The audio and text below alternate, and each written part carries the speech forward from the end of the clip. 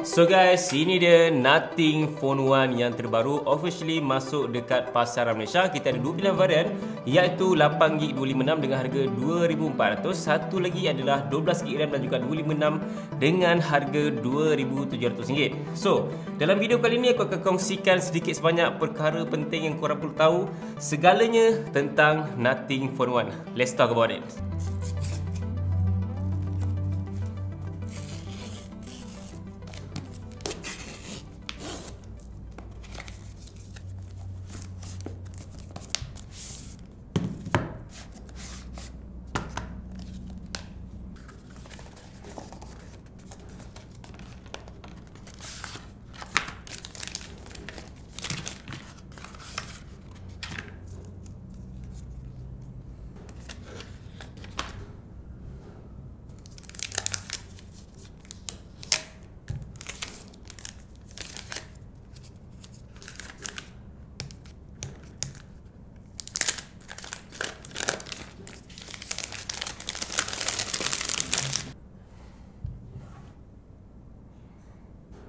So ini dia Nothing Phone One yang ramai gila tengah bercakap sekarang ni dekat social media tentang keunikan back panel yang jenis transparent, dan paling unik sekali adalah dia punya glyph design dekat bahagian back panel yang ada lampu LED. So sekali pandang memang aku rasa teruja gila dengan back panel dia, sebab walaupun banyak dah company yang buat transparent design macam ni, tapi this one is very different, dan juga aku rasa yang ni memang satu kelainan yang Nothing cuba bawa dekat diorang punya device. Which is kalau diorang buat typical smartphone macam pesaing diorang lain macam Oppo, Vivo dan sebagainya, aku rasa hype untuk Nothing Phone One ni tak ada macam apa yang kita nampak sekarang ni. This is the hype yang diorang cuba bawakan sampai orang bercerita, even orang yang tak tahu pun jadi tahu, dan orang yang tak tahu pasal smartphone ataupun benda-benda tech ni jadi berminat dengan Nothing Phone One. Aku nampak Nothing berjaya untuk tarik minat orang terhadap smartphone yang pertama ni. In terms of design, Nothing Phone One memang very similar macam iPhone yang kita pernah nampak sebelum ni. iPhone 13 Pro Max aku ni kalau letak sebelah-sebelah, memang design wise dan juga dia punya feels pegang pun hampir sama 99% saja. Antara kelainan yang Nothing bawakan in terms of dia punya body adalah dari segi feels untuk texture dia adalah jenis matte finish, bukannya glossy finish macam iPhone. So dia punya bahagian hujung ni pun aku rasa lebih selesa dan soft, dia tak tajam sangat macam iPhone ni. And kedudukan power button dan juga volume button actually quite similar. So ini something yang agak tricky juga daripada Nothing, sebab kita tahu Kalpeh adalah salah seorang peminat besar Apple. So no wonder banyak similarity antara Nothing Phone One dan juga iPhone 13 series. In terms of dia punya design glyph dekat bahagian belakang pun, kalau korang tengok betul-betul, korang akan nampak ala-ala macam logo Apple sebenarnya. Ini logo Apple, ada atas daun dia dan juga kena gigit. Okay, kalau korang tengok Nothing punya logo bahagian belakang ni ataupun LED dia, daun, and ini adalah bahagian Apple yang kena gigit. Fun fact, back panel untuk bahagian belakang Nothing Phone One ni memang real texture untuk bahagian dalam dia ni. So basically dia punya panel glass ni hanyalah panel glass yang transparent kosong saja. So kalau kita cabut akan dapat rasa every texture, ribbon, wireless charging dia, ada reverse wireless charging, dan actually untuk dia punya LED ni kita boleh take out dia punya surface tu dan akan nampak LED strip yang memang sangat-sangat menarik. So aku wonder juga sebenarnya macam mana dia punya kedudukan dan juga every parts of the phone. Dan kalau korang nak tahu, korang boleh tengok video daripada Dev 2D, dia ada buka belakang smartphone ni dan dia tunjukkan macam manakah rupa sebenar dekat bahagian dalam dia, macam mana diorang susun every ribbon. Even dekat bahagian bawah ni pun aku wonder juga macam mana kedudukan dia. Tapi bila dia tengok video tu macam wow, diorang colourkan ribbon ni warna putih, tapi kalau korang buka ada parts lain, ribbon tu ada warna hitam. So nice juga idea untuk back panel Nothing Phone One. So ini dia warna putih yang aku dapatkan, dan kenapa aku tak pilih warna hitam adalah disebabkan oleh isu fingerprint magnet yang memang agak teruk untuk back panel, sebab aku tak suka gunakan casing kalau gunakan smartphone yang ada design macam ni, sangat sedap untuk dipegang. So aku rasa macam sayang lah kalau gunakan casing. Feels pegang smartphone ni memang rasa solid, tak berat sangat, tak ringan sangat. minat. Dia punya rasa tu medium je. Aku rasa memang sangat-sangat selesa kedudukan dekat tangan aku, dan saiz dia pun actually tak besar sangat, tak kecil sangat. 6.55 inci dengan panel jenis flexible OLED. Aku difahamkan juga yang pihak Nothing memang gunakan panel yang mahal jugalah, sebab flexible OLED ni membolehkan untuk diorang mencapai bezel yang nampak balance sekata dekat bahagian atas, bawah, kiri, kanan. Sebab normally untuk phone Android sekarang ni kita boleh nampak yang bezel bawah tu mesti akan tebal berbanding dengan bezel tepi ataupun bezel atas. Tapi yang ni dia punya bezel tu nampak balance every angle, membuatkan smartphone ni nampak kemas dan juga premium. So ada punch hole camera display pada bahagian atas kiri ni yang nampak very small. So aku rasa in terms of looks and design dia, this is A+ lah kan. Kalau korang wondering sama ada Nothing Phone 1 ni ada VoLTE ataupun tidak, yes, memang ada VoLTE untuk memudahkan kita masa tengah buat call, dapat suara dengan lebih jelas, tak ada line putus-putus, dan juga boleh surf internet dalam masa yang sama. Dari segi prestasi, ramai juga yang questioning kenapa Nothing menggunakan chip kelas mid-range premium bukannya flagship. Sebab untuk smartphone ni dia menggunakan chip Qualcomm Snapdragon 77G Plus. So aku difahamkan yang diorang gunakan ni disebabkan oleh maybe harga, dan juga chip ni lebih reliable berbanding dengan chip yang lain, dan mungkin juga ada faktor untuk mengelakkan kekurangan chip ataupun chip shortage yang tengah melanda dunia sekarang ni. Untuk kalau ada demand yang tinggi sangat, so diorang boleh supply lebih lah berbanding dengan kalau ada demand tinggi tak boleh supply pun tak guna juga. And of course prestasi dia not bad juga sebenarnya. Dia dah close to flagship punya chip sebenarnya untuk prestasi Snapdragon 77G Plus ni. So dia lebih kurang macam 8 series yang rendah sikit lah, bukannya level 8 Gen 1 sebenarnya. Untuk dia punya bahagian kepantasan dia, aku macam amazing juga, sebab smartphone ni menggunakan LPDDR5 RAM, which is biasanya kita dapat dekat phone flagship saja, dan juga storage jenis UFS 3.1. At first aku ingatkan yang smartphone ni hanyalah sebuah mid-range yang biasa-biasa saja dan hanya fokus pada dia punya glyph design pada bahagian back panel, tapi tidak. Sebab aku nampak yang memang Nothing bagi the best display untuk smartphone ni, yang ada refresh rate 120Hz, panel jenis flexible OLED yang besar 65 inci, dan juga ada in-display fingerprint. So ini membuatkan yang smartphone ni rasa premium dan juga tak rasa murah. Mungkin antara korang semua yang dah dengar isu tentang Nothing Phone 1 punya screen, which is ada green tint and then dead pixel pada bahagian dia punya selfie camera. Dan bila aku cuba test betul-betul smartphone ni, aku nampak memang unit dekat aku pun ada masalah yang sama juga untuk display dia, which is kalau aku buka dekat bahagian black display ni, ataupun kita buka dekat bahagian dia punya photos. So dekat sini secara terang, kalau tengok dengan teliti, dekat bahagian separuh dan juga ke bawah tu akan nampak macam warna kehijauan. Dan kalau tengok dekat bahagian atas tu nampak normal. So dia punya color tu tak balance. So this is one of the issue yang ramai juga komplain tentang green tint untuk display Nothing Phone 1. Dan isu ni bukannya isu yang baru pun untuk smartphone. Actually dah banyak dah isu ni terjadi pada phone Samsung, OnePlus, Google Pixel, dan banyak. Even iPhone 10 pun pernah hadapi masalah yang sama juga. Hopefully this is just a software issue. Hopefully lah kan. So kalau software issue, dia akan bagi update untuk dia fix the issue lah. But kalau hardware issue, this is really a serious problem untuk Nothing Phone 1. Sebab ini adalah phone pertama diorang kot. Cakap pasal Android, this is Nothing OS guys. So Nothing OS ni adalah macam close to stock Android punya feels. So very clean, cuma ada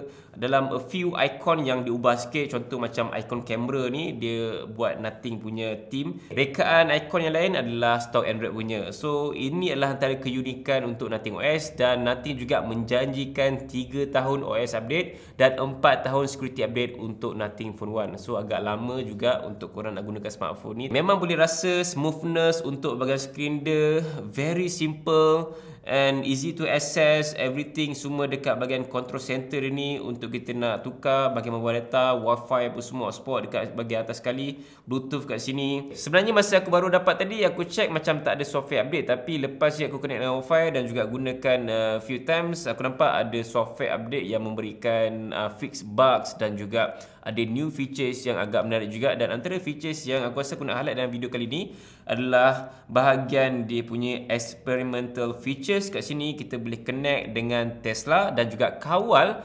menggunakan Nothing Phone One ni. So ini antara features menarik untuk pengguna kereta Tesla, tapi aku tak pasti sama ada features ni betul-betul boleh digunakan di Malaysia ataupun dekat luar negara ataupun tidak. Dan masa aku test awal-awal, aku try charging, dia tak ada animation charging dekat bahagian bawah ni. So after je aku update, baru aku dapat animation charging, which is kalau aku charge, dia akan tunjuk lampu dekat bahagian belakang ni sama ada bateri half ataupun dah penuh. So benda tu pun dia tak akan always tunjuk pun.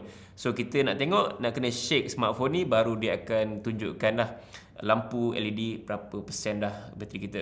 Dan aku rasa benda tu macam agak useless lah, sebab daripada tengok lampu belakang, instead of shake untuk smartphone ni, baik aku tekan power button dan tengok dia punya percentage kan. Mungkin antara korang semua yang wondering, apakah kelebihan utama untuk back panel yang ada lampu ni? Sebenarnya kelebihan dia of course untuk notification, dan juga kalau ada orang call, korang just boleh setting saja dekat bahagian setting glyph dia ni. Kat sini ada pelbagai pilihan ringtone dan juga notification sound. So korang just pilih ikut cita rasa korang, dan actually dia punya sound tu akan ikut lampu dekat bahagian belakang ni. So itu something yang memang sangat-sangat unik dan juga menarik. In fact, untuk ringtone ni pun memang diorang develop sendiri sound untuk smartphone ni, membuatkan sound dia memang very different, dan smartphone ni saja yang ada sound macam tu. Pneumatic, Ebra. Nampak LED dia ikut ringtone tu sendiri. And kita ada plot, Beetle, Squirrel. Squirrel ni tupai, memang lebih kurang macam bunyi tupai. Snap, bawah je. Radiate. Oh, menarik. Ni tenis. Coded. Scribble. So far aku rasa Scribble ni yang paling menarik sekali, dan aku rasa aku akan set ringtone untuk Scribble ni. Sound dia sedap, and macam futuristic retro sound sikit. The mix of the retro and modern futuristic punya sound. Aku susah nak explain, tapi lebih kurang macam tu lah. Radiate ni pun actually sedap juga, cuma aku lagi suka kalau bunyi dia tu macam in fact, smartphone ni pun ada ketahanan jenis IP53 water resistant. So kalau in case terkena air tu, tahan daripada tak ada IP rating langsung. Dan aku paling suka sekali dengan dia punya haptic feedback untuk kita nak type dekat keyboard dia. So feels dia memang rasa puas and rasa sangat-sangat sedap. Dia ada macam vibration yang memberi satu feels yang susah aku nak cakap, tapi dia memang sedap lah untuk type dekat keyboard dia. Korang dengar tak?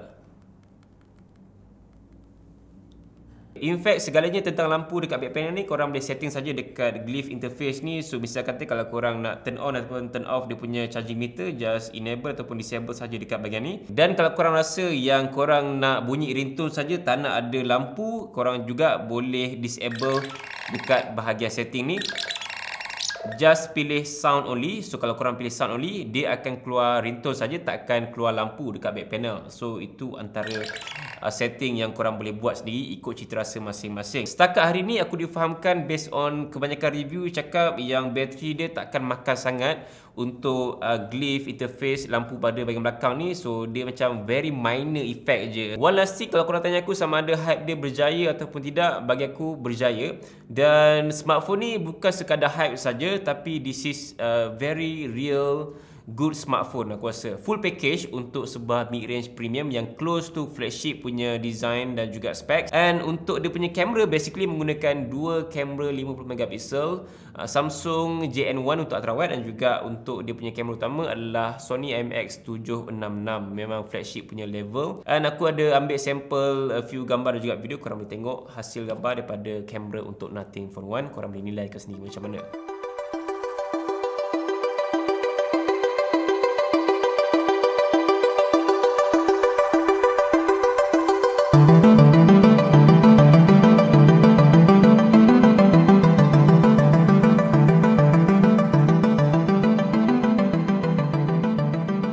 Perkara menarik lagi dengan dia punya bahagian glyph interface pada bahagian belakang ni adalah korang boleh utilize dia dekat bahagian kamera. So just buka, dan dekat atas ni akan ada pilihan untuk korang pilih flashlight ataupun korang boleh pilih untuk open the glyph fill light. So kat sini kita akan nampak dia akan keep the LED display dekat bahagian interface glyph ni. So itu antara yang menarik. Dekat portrait pun tak silap aku dia dah enable lah untuk software update terbaru ni. Dan actually untuk glyph interface pada bahagian belakang ni korang boleh adjust dia punya brightness just buat dekat sini saja. So kat sini kita boleh pilih tetapan nak paling cerah ataupun paling rendah.